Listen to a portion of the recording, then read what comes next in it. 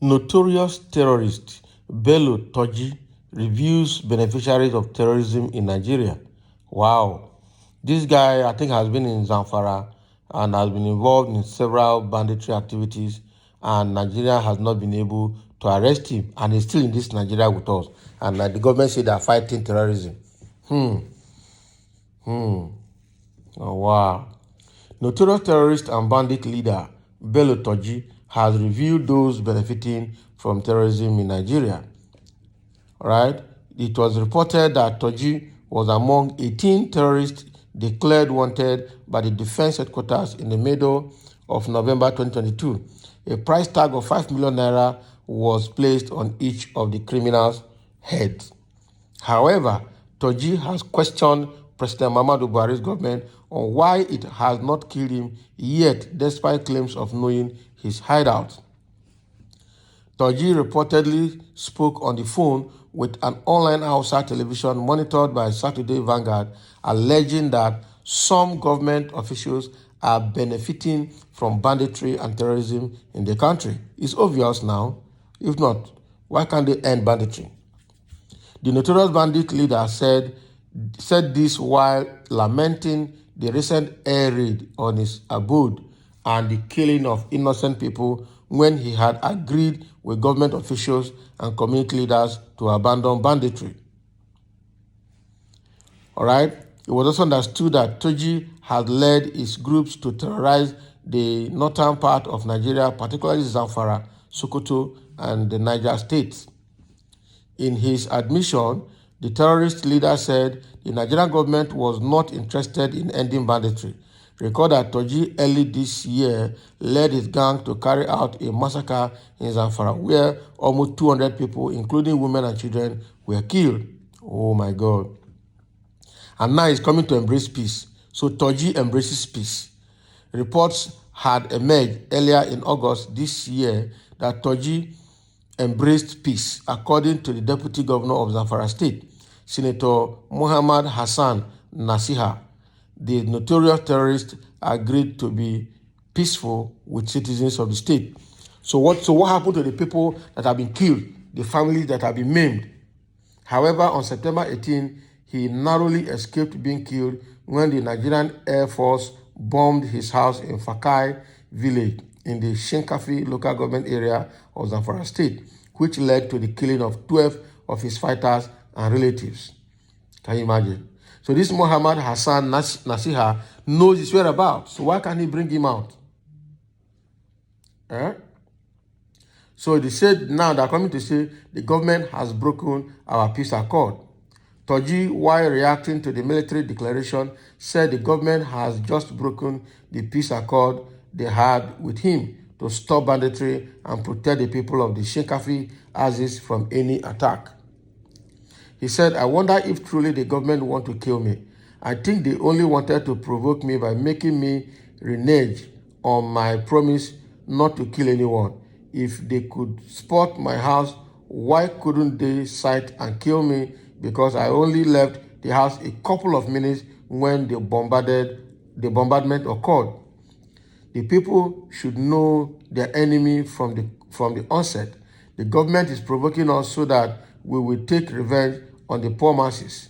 The government is only fooling the gullible and naive people that they want to end banditry, whereas in actual sense, they are the ones fueling the activities of the bandits and also benefiting from them. Wow, so N0TOR1OUS has indicted Buhari's government. Peace is priceless, and I'm ready to be a peace advocate unless the government wants me to be a warmonger. I am ready for either peace or war. Whatever the government wants, we can give them a multiple. Can you imagine? According to him, there have not been any attack in the last 5 months since his group reached a truce with the government, but the military had just attacked his home. We feel betrayed, especially after the death of vulnerable people in the air strikes. The government only succeeded in destroying some parts of my house and other buildings belonging to innocent people. For the past 5 months, we didn't attack or kill anyone around Shinkafi. As a result, farming and other businesses were flourishing without any hitches. I feel embarrassed when my name was mentioned after the attack by other terrorists. Can you imagine? So, meaning he knows he's a terrorist. He knows he's a terrorist. All right. And the deputy governor of Zamfara State knows his whereabouts. And they are saying they are looking for him. Who are they deceiving now? They went and struck a deal with him to stop banditry and killing, and then start to protect the people of Shinkafi local government area of Zamfara State. And after entering an agreement with him, they went and bombed his house. He's feeling embarrassed and betrayed now, and is ready to cause more mayhem. Meanwhile, the deputy governor of Zamfara State is there. He knows his whereabouts. Why are they putting price? For this government is not sincere with terrorism. Fight against terrorism. That is the truth.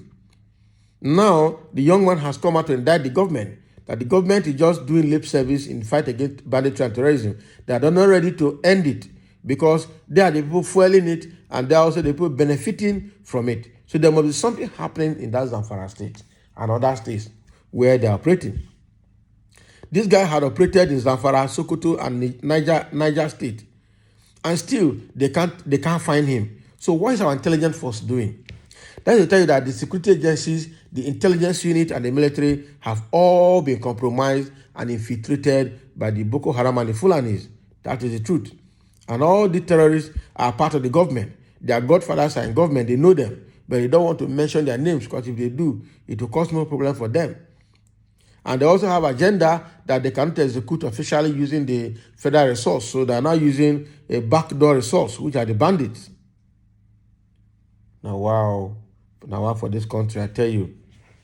And they come out to tell us that they're fighting banditry. Now, a bandit is coming out to blame government for fueling the banditry and also benefiting from banditry.